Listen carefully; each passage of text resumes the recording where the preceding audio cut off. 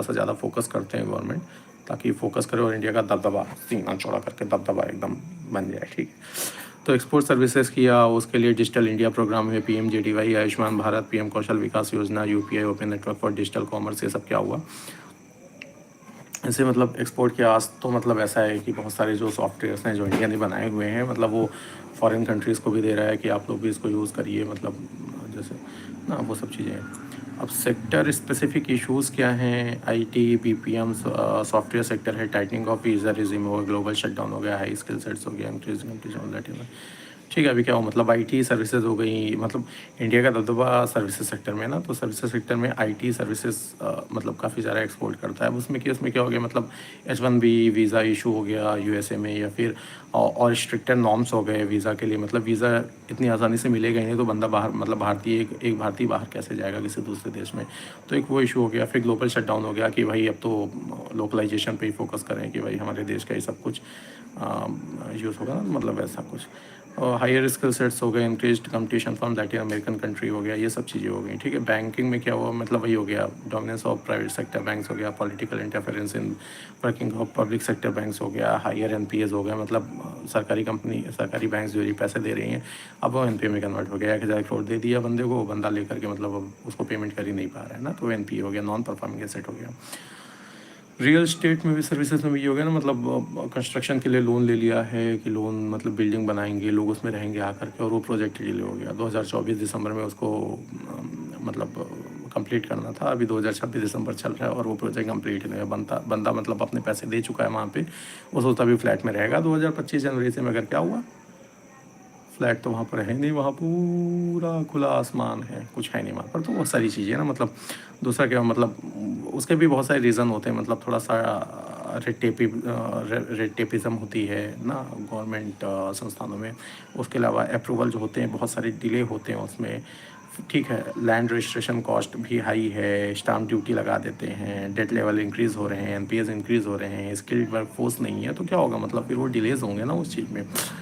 फिर टूरिज़्म की बात करें तो पुअर इंफ्रास्ट्रक्चर है, कनेक्टिविटी पुअर है, लैक ऑफ बेसिक एमिनिटीज़ हैं, सेफ्टी एंड सिक्योरिटी इश्यूज़ हैं। तो उसमें क्या, मतलब टूरिज़्म, भाई बंदा बाहर से आएगा तो मतलब क्यों आएगा, वो देख रहा है भाई, ले भाई वहाँ तो जाना खतरे से खाली नहीं है, जाओगे तो जान बचेगी नहीं बचेगी पता नहीं है, तो फिर क्या करेगा इंसान ना।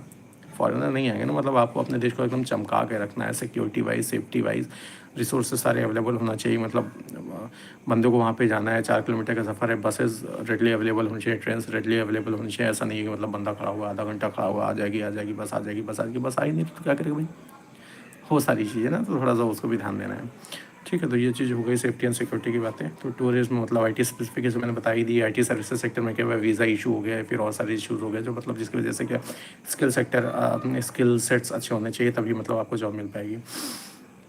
बैंकिंग सेक्टर में अब मैंने आपको बता दिया, डोमिनेंस ऑफ PSB है, पब्लिक सेक्टर बैंक है, फिर उसमें NPA के इशू हैं, और पॉलिटिकल इंटरफेरेंस भी है ना, तो वो सारी चीज़ें। रियल स्टेट में क्या हुआ है, मतलब लैंड रजिस्ट्रेशन कॉस्ट हाई है, ठीक है, बहुत सारे वो शुल्क लग जाते हैं फालतू के।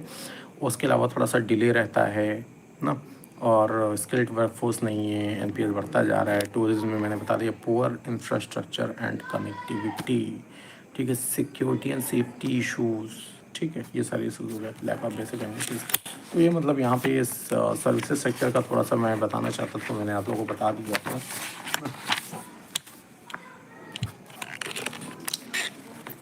हाँ, और आप लोगों के कोई कमेंट हो तो मैं उसका जवाब दे सकता हूँ। कोई कमेंट तो नहीं आया है भाई फ़िलहाल के लिए। भाई आप लोग लाइक वाइक नहीं करते हो, कमेंट नहीं करते यार। कुछ पूछना है तो पूछ सकते हो, बता सकता हूँ ना। इंतज़ार करता हूँ थोड़ी देर।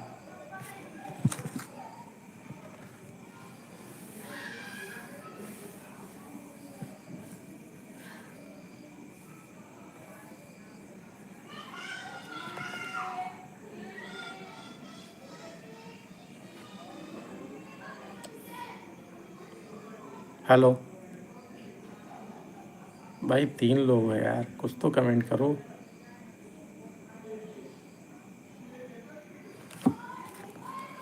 और क्या ऑप्शन है भाई,